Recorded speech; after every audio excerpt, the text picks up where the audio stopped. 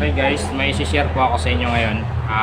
Disclaimer po guys, lahat po ng produkto na nabanggit ko or pinapakita po dito, disclaimer po, ito po ay for ideas only. Hindi po ito sponsored. Ito po ay idea lang sa aking mga kapwa backyard dog racing. So itong mga itinuturo ko sa inyo guys, ito po ay base po sa experience ko. So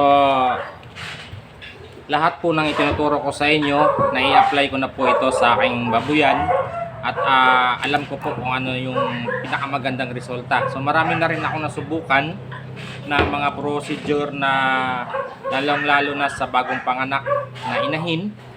So yung ituturo ko po sa inyo ngayon, ito po yung pinaka the best na experience ko na maganda ang result. So marami na rin base akong ba't iba yung ori ng paggagamot sa inahing buntis. So ngayon isinishare ko po sa inyo yung pinaka kampante po talaga ako, satisfied ako sa result. So yung iba guys, kapag bagong panganak, ang procedure nila is mag-inject ng antibiotic tsaka nag-i-inject ng vitamins. So meron din pong ganyang nagbablog na ito lang po yung gamit din nila. So wala naman po akong kontra dyan. Practice po nila yan. So bawat hog racer po may kanya-kanyang way, may kanya-kanyang diskarte, may kanya-kanyang procedure po yan. So itong sinishare ko sa inyo ay procedure ko lang po. Ito po ay sa mga result ito ng mga pananaliksik po. Talagang nag-research ako, nanonood ako ng mga kung ano-anong kung pwedeng i-apply sa ating mga inahin, dahil sa pagbabuyan po kasi kahit sino pwede pumasok sa ganitong negosyo, at ito po ang pinakamadaling gawing negosyo na basta may puhunan ka. So ang puhunan po dito sa pagbababoy, hindi po biro. Hindi po yung halimbawa kahit sa 10 patining lang, 100,000 po ang pinag-uusapan, lalo na kapag nagsisimula ka pa lang. So hindi biro po ang puhunan sa pagbababoy, kaya kahit paano guys, makapagbigay ako sa inyo ng konting idea, dahil maraming kaakibat na problema kapag pumasok sa ganito. So naranasan ko rin po yan nung baguhan pa lang po ako. Talagang nangangapa ako kung kanino ako humingi ng advice, nagtatanong, pero wala po talagang nagtuturo sa atin na step by step kung paano mag-alaga ng inahin sa mga patining, ganyan. Wala. May mga seminar, pero umattend din ako ng seminar, so hindi po nila tinuturo ng step by step. So meron pong nagtuturo about lang sa mga medicine o ano ibibigay, pero yung yung management po kasi nasa atin po kasi yun kung paano natin nalagaan yung alaga natin. So nasa atin po yun kung paano tayo mag-alaga, paano natin i-improve yung skills natin dito, paano natin ma-expand yung mga negosyo natin sa pagbababoy. So yun lang guys na experience ko. So ngayon, mga sinishare ko po sa inyo ay ito po ay makakatulong po talaga sa inyo. So disclaimer po guys, hindi po ako isang professional na doktor sa mga hayop. Ito po ay base lang po ito sa aking mga experience. So ito naman po ay bago ko naman i-upload sa mga video, mag-upload ng video bago ko i-share sa inyo, ito po ay nai-apply ko na po. Proven na po ang mga result ng aking mga video dyan, mga procedure. So may kalakip na ebidensya po yan, may mga result. So maraming magaling, oo, pero sila yon, iba yon. Procedure nila yon, iba yon, iba yung procedure ko. So kung naniniwala kayo sa mga procedure ko, so nasa inyo po yan, wala po sa akin. Nga sa akin lang isinishare ko kung ano yung ikakabuti tsaka less problema. So ang problema hindi nawawala yan guys, always po yan. So ang sa akin lang, less mababawasan yung problema nyo pagdating sa ganitong entrepreneur. So yung iba, ito lang yung binibigay pagkatapos mga anak, antibiotic din vitamins. So meron namang iba nagbibigay ng para sa lagnat, analgin, copairin, antibiotic din. Sabay ito. So meron ding procedure na ganito lang din po yung binibigay nila. So yan po ay naranasan ko po lahat yan kung ano yung mga binibigay. So meron din po na ito ginagawa ko to dati nung hindi pa ako marunong mag-inject. Itong dalawa. So meron akong video diyan kung paano gamitin to. Tapos yung ngayon ang procedure ko guys sa pag-anak, kasi nasubukan ko na lahat diyan, hindi po talaga sapat, lalo na sa mga inahin na bagong panganak. Hindi po talaga sapat yung inject once lang na gamutan. Sa bagong panganak po yan guys ha. So ang procedure ko, meron na akong maraming video dyan kung paano ako magbigay. Actual po yan. So ang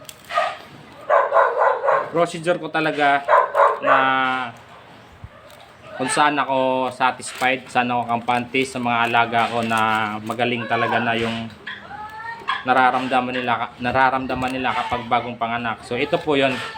Nag-i-inject po ako nito 10 ml. Pagkatapos manganak, pagkatapos maglabas ng placenta, bahay biik. Pag nilabas na yon ng inahin, nag-i-inject ako ng Alamycin LA. So ang ini-inject ko lang po nito guys is 10 ml lang po. So yung iba nagsasabi na underdose. So practice po nila yon. Ako kasi mayroon akong rason kung bakit 10 ml lang. So ang ginagawa ko 10 ml pagkatapos manganak, tapos after 12 hours, so nagbibigay ako nito Amoxil B. Amoxil B, amoxicillin po kasi yan. So maganda ito panlinis ng ovary na ni Mama Pig. Nilalabas na yung mga tira-tira. Basta nilalabas niya lahat hanggang sa gumaling na yung loob. Tapos pinakahuli ang lumabas is kulay white na, puti na. So meaning yun na yung malinis na yung loob ni Mama Pig. Meron namang iba na pinapasok sa puwerta, may tablet lang yun, pinapasok nila, inuhugasan. So practice po nila yun guys. Sa akin kasi ito, so proven naman po ito dahil meron na po akong ginawang video nito kung paano ako nagagamot. So ito, pagbibigay ito once lang mag-inject, tapos back up nito, inahalo lang po ito sa pagkain. Halimbawa 12 hours, so bawal pakainin.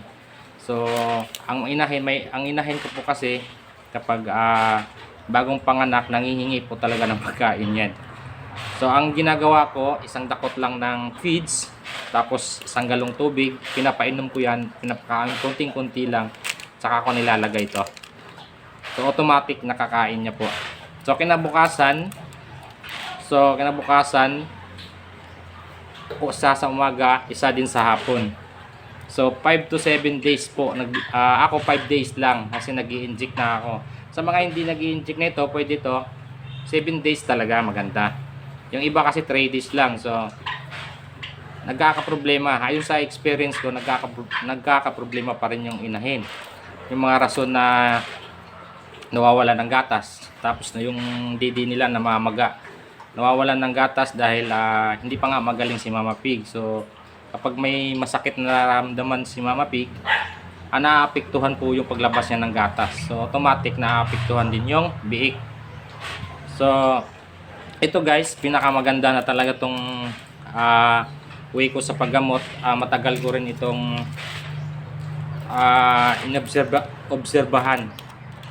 So dito po ako na-satisfied sa paggagamot na ganito.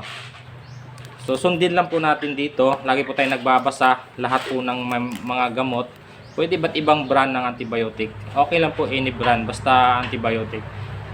Lagi po natin tatandaan na magbasa tayo dito. Sundin lang po natin yan. Tapos dito may mga dosage na yan, may mga instruction na po yan dito. So doon ko lang naman binibase yung pag-a-apply. So kung paano i-apply. So ganun lang, sundin lang din talaga natin. Tapos kapag matagal ka naman na nag-iinahin, nagagamot, kusa mo malalaman kung ano yung problema. Kusa mo talagang malalaman. Basta nakapokus ka sa pag-iinahin. So kusa mo lang ma-discover din yung ibang idea. So hindi, kahit di ka naturuan, kusa mo lang malalaman, kusa mo kusang ano dapat gawin, dahil makikita mo talaga ang problema kapag nakapokus ka. So yun lang guys, medyo mahaba na. Mahalaga ito sa mga kapwa ko backyard, dahil totoo naman yung sinasabi nila na kapag mga professional, karamihan, lalo na sa ano, hindi nagtuturo ng kompleto yan. So pwedeng magbigay ng idea yan, pero hindi po 100% na complete details yung binibigay nila. So naintindihan din naman natin yan. So sa ganyang sitwasyon, ganyang bagay, nakakaintindi naman po tayo. Kaya nga sa ating sarili, nagsusumikap tayo na matuto. So dito sa lugar ko, marami ding nagtatanong, maraming pumupunta dito, maraming nagtatanong kung ano dapat gawin. So tinuturo ko yan. Wala namang problema sa akin, kaya nga ito ginawa ko yung video, kasi naranasan ko dati. Sabi ko, kapag ako natuto, ituturo ko ng ano, tuturo ko lahat ng natutunan ko dito, ituturo ko sa iba. Kasi naranasan ko, ang hirap kumuha ng idea, tips sa mga ibang tao. So ngayon, hindi naman 100% na magaling tayo. Walang magaling sa mundo. Marunong, oo, maraming marunong, pero walang magaling sa lahat ng bagay. Magaling ka sa gantong bagay, oo, pero sa ibang bagay hindi ka magaling. Ganun lang yun, walang perfect sa mundo, sa madaling salita. So ito, kahit paano sa pag-share ko, marami po ako natutulungan. So thankful na ako doon. Kasi nararanasan ko po kasi kung gaano kahirap kapag humingi ka ng advice na wala kang maaasahan. So yun lang guys, pa-share po nito guys, for idea sa ating mga kapwa backyard grazing. Happy farming everyone.